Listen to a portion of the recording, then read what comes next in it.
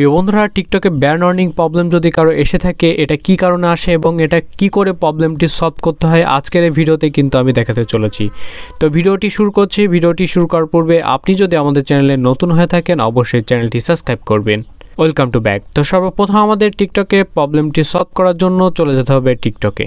তো আমরা টিকটকে চলে যাচ্ছি। টিকটকে আসার পরে আপনারা অলরেডি দেখতে পাচ্ছেন যে টিকটক অ্যাকাউন্ট ব্যান আর্নিং চলে আসছে। তো সর্বপ্রথম আমাদের এই আর্নিংটি কী জন্য আসলো এটা আমরা চেক দেবো। চেক দেওয়ার জন্য এই আর্নিং ব্যান্ডের উপরে ক্লিক করে দিতে হবে। ক্লিক করে দেওয়ার পরে আপনার কিন্তু দেখাবে যে আপনার কি জন্য এই আর্নিংটি আসছে।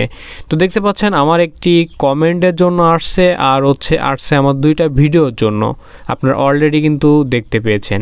তো আপনি কি করবেন, এই ভিডিওগুলো তো অলরেডি আপনি ডিলিট করে দেবেন এবং আপনি চাইলে কিন্তু এইখান থেকে ডিরেক্ট আপিল করতে পারেন। ঠিক আছে, এখন যাদের এরকম অপশন আসবে না তাদের জন্য তারা আপিল করবে কি করে, তাই তো? তো আমি কিন্তু সরাসরি একটু লং প্রসেসে দেখাচ্ছি, কারণ সবাই তো এরকম প্রসেসিং আসে না। তো যাই হোক, আমি চলে যাচ্ছি টিকটকের হোম পেজে।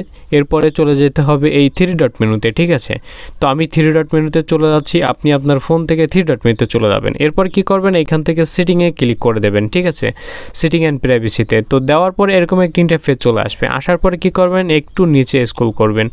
করার পর এইখান থেকে আপনি দেখতে পাবেন রিপোর্টে প্রবলেম। ঠিক আছে, তো সিম্পলি এই রিপোর্টে প্রবলেমের উপরে ক্লিক করবেন।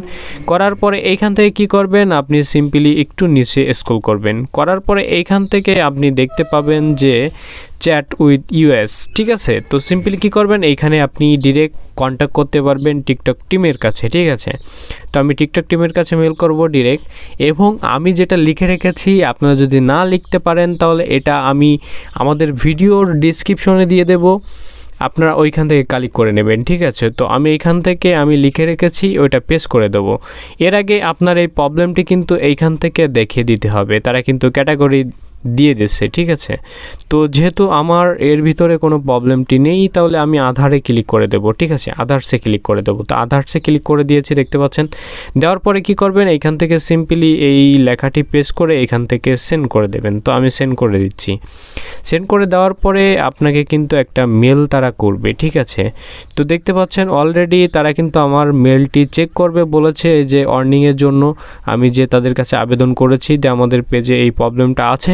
তো তারা কিন্তু এটা 30 দিনের মতো লাগতে পারে, বা যদি এটা দ্রুত সমাধান না হয় তাহলে 3 মাস যদি তাদের রুলস অমান্য না করা হয়, তারা কিন্তু এই প্রবলেমটি সলভ করে দেবে।